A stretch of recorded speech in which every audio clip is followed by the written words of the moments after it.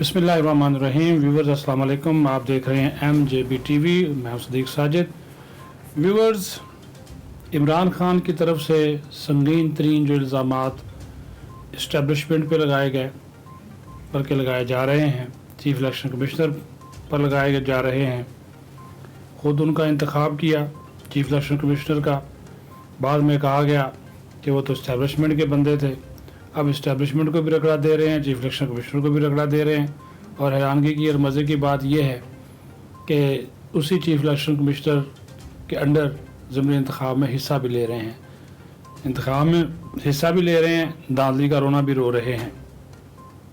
پھر chief election commissioner نے واضح طور پر موقف اختیار کیا. ان کے ترجمان کی جانب سے جو بیان جاری کیا گیا کہ جو الزامات عمران خان لگا رہے ہیں اس میں کسی قسم کی کوئی صداقت نہیں ہے. پھر مسٹر ایکس مسٹر وائی کا رونا شروع کر دیتے ہیں. تو مسٹر ایکس اور مسٹر وائی جو بھی تھے 2018 میں ان کے ساتھ تھے تو اچھے تھے، اب وہ نیوٹرل ہیں تو وہ بہت برے ہو گئے.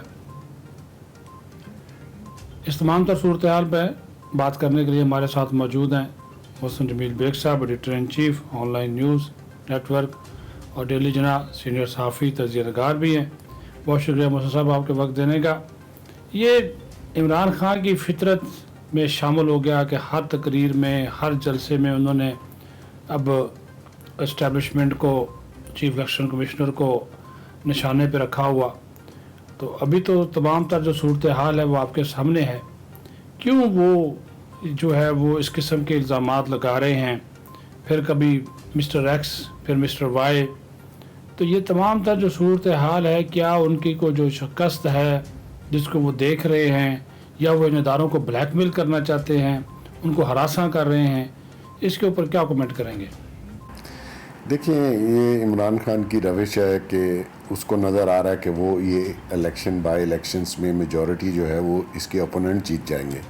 اس لیے اس نے پری اٹیمپٹ کر کے ہی شو ڈالنا شروع کر دیا ہے. دھاندلی بھی دھاندلی کہاں ہو رہی ہے؟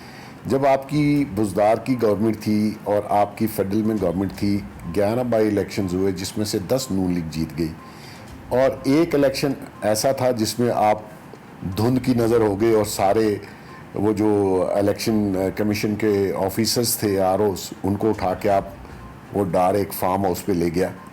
تو پھر بھی آپ دھاندلی کا شور ڈالتے ہیں. آپ کی تو آپ کے ہاتھ میں ایک دفعہ ہی پاور آئی ہے تو آپ نے وہ کام کر دکھایا. آپ کس دھاندلی کی بات کر رہے ہیں؟ پروف دیجئے. XYZ، مطلب یہ تو XYZ تو پہلے آپ کے ساتھ تھے، اس وقت تو آپ بولے نہیں. یہ 2018 کا الیکشن آپ کیسے جیتے؟ XYZ کی مدد سے جیتے. نومبر تک XYZ کے بل بوتے پہ آپ گورنمنٹ چلا رہے تھے. آپ نے تو پارلیمنٹ کو وقت ہی نہیں دی. اور آج جس دھاندلی کا یا جن نیب یا FIA کا آپ ذکر کر رہے ہیں، تو خان صاحب آپ نے ہی اس کو 4.25 سال میں ٹھیک کرنا تھا نا. آپ اسی لیے آئے تھے کہ میں اصلاحات لاؤں گا. آپ الیکشن میں کمیشن میں اصلاحات لاتے، آپ FIA میں اصلاحات لاتے، آپ نیب میں اصلاحات لاتے. آپ نہیں لائے کیونکہ اس وقت آپ ان سارے اداروں کو اپنے اوپوننٹ کے خلاف استعمال کر رہے تھے. تو اب کس چیز کا رونا؟ کیا آپ کو چاہیے؟ آپ کو گورنمنٹ ملی، آپ کچھ ثابت نہیں کر سکے. آپ ایک اصلاحات، ایک کام نہیں کر سکے. آپ نے ہمیشہ ایک نیا شوشہ چھیڑا، ریاست مدینہ. آپ ریاست مدینہ بنائیں گے؟ آپ نے کوئی ایک عملی کام ریاست مدینہ کے لیے کیا؟ بتا دیجئے. آپ کے رفقا کار جتنے گورنر، منسٹر، پریزیڈنٹ، یہ ریاست مدینہ کے وہ اہلکار ہیں. ان میں سادگی تھی، آپ میں تھی. توشہ خانہ کی چوری آپ نے کی، آپ کی گھر والی نے کی، آپ کی سالی نے کی. وہ کدھر ہیں؟ ایسے لوگ ریاست مدینہ بناتے ہیں. پھر امر بالمعروف. آپ جیسے لوگ خدا کا خوف کھائیں یار. کوئی اپنے ایک بیانیے کے اوپر رک جائیں. آپ کہیں کہ جی یہ میں نے 4.25 سال میں کیا کیونکہ میں یہ وعدہ کر کے آیا تھا. تو یہ باتیں کرنا دھاندلی ہوگی. دھاندلی کہاں ہو گئی؟ سارے ادارے کھڑے ہیں، جائے کوٹ بتائیں کہ جی یہ دھاندلی کر رہا ہے. XYZ کا کیا مطلب ہے؟ اگر اتنی جرت ہے، مجھے پتا آپ ڈرپوک آدمی ہیں، آپ میں اتنی ہمت نہیں ہے. آپ صرف پاور کا غلط استعمال کر رہے تھے. اب آپ کو پاور گئی ہے تو آپ کے ہوش ٹکانے نہیں آ رہے. اگر آپ نے اتنی ہے تو بتائیں کہ جی فلاں شخص ہے، فلاں انفلوئنس کر رہا ہے، تو سب کو پتہ چل جائے گا. اچھا بیگ صاحب، ایک اور جو چیز ہے کہ چیف الیکشن کمشنر نے پیمرا سے ریکارڈ طلب کیا ہے عمران خان کی تقاریر کا، کیونکہ وہ مسلسل جو ہے وہ دشنام ترازی کر رہے تھے چیف الیکشن کمشنر کے خلاف، تو یہ چیز بھی مانگی گئی ہے۔ تو کیا اس سے عمران خان کی جو تقاریر ہیں یا عمران خان کا جو سیاسی کیریئر ہے اس کے اوپر کوئی فرق پڑے گا؟ پھر جو ایک لوٹائزم کی وہ بات کرتے ہیں، تو وہ ان کی جماعت میں جو لوگ 2018 میں شامل ہوئے تھے ان کو ہم پھر کیا کہیں گے؟ اور پھر یہ جو تمام تر چیزیں وسیم اکرم پلس گوگی پیرنی، یہ جو ساری چیزیں نظر آ رہی ہیں، تو اس طرح کی جب چیزیں آتی ہیں بیگ صاحب، تو پھر عمران خان اس وقت اخلاقی طور پہ اور سیاسی طور پہ آپ کو کہاں کھڑا ہوا نظر آتا ہے؟ دیکھیں، ان کو پتہ ہے کہ میں یہ بائی الیکشنز میں میجورٹی سیٹیں ہاروں گا، کیونکہ لوٹا لوٹا کر رہے ہیں، حالانکہ خود بھی جن کو انہوں نے ٹکٹ دی وہ بھی لوٹے ہی ہے، اس میں میجورٹی لوٹائزم سے تو پی ٹی آئی خود بھری ہوئی ہے۔ اور دیکھیں، میں حیران ہوں اس شخص پہ، یہ اس چیف منسٹر کے لیے کمپین کر رہا ہے جس کو یہ خود پنجاب کا سب سے بڑا ڈاکو کہتا تھا، ٹھیک ہے جی، اور اس کے لیے پوری پارٹی بھی داؤ پہ لگا دی ہے۔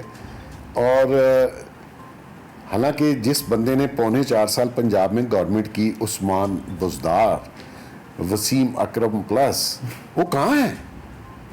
وہ تو گوگی پیرنی کے سارے بیچارہ مال کما کے دے رہا تھا، ابھی اس کے بھی پھنسنے کے دن آ گئے ہیں۔ تو ایسی صورت میں خان جو ہے وہ پاگل ہو چکا ہوا ہے، الیکشن کمیشن کو کنٹروورشل کرنا چاہتا ہے، نہیں ہوگا، آپ کے کہنے سے کچھ نہیں ہوگا۔ آپ سری لنکا بنانا چاہتے ہیں، آپ انڈیا کی باتیں کر رہے ہیں، آپ جو مرضی کریں، آپ ایک ملک دشمن ہیں، آپ کے بال بچے یہودیوں کے ساتھ پل رہے ہیں، یہ یہودیوں کا ایجنڈا تھا جس کو آپ امپلیمنٹ کر کے پاکستان کی اکانومی تباہ کر دی۔ یہ سب کو سمجھ ہے، کچھ لوگوں کو نہیں ہے، ان کو وقت گزرنے کے ساتھ سمجھ آ جائے گی۔ بہت شکریہ بیگ صاحب آپ کے وقت دینے کا۔ ویورز، آپ نے گفتگو سنی محسن جمیل بیگ صاحب کی۔ اب یہ وقت بتائے گا کہ عمران خان سیاسی طور پر کہاں کھڑے ہیں، کیونکہ ان کے اقدامات، ان کے اعلانات، کیونکہ ریاست کی جو سالمیت ہے وہ اس شخص نے، اس سیاسی لیڈر نے داؤ پہ لگائی دی۔ اس نے نوجوان نسل کے جو ان میں جو زہر گولا ہے، جو ان کے اندر نفرتیں، اشتعال انگیزی پیدا کی ہے، اس کا مداوع کئی سال تک ممکن نہیں ہوگا۔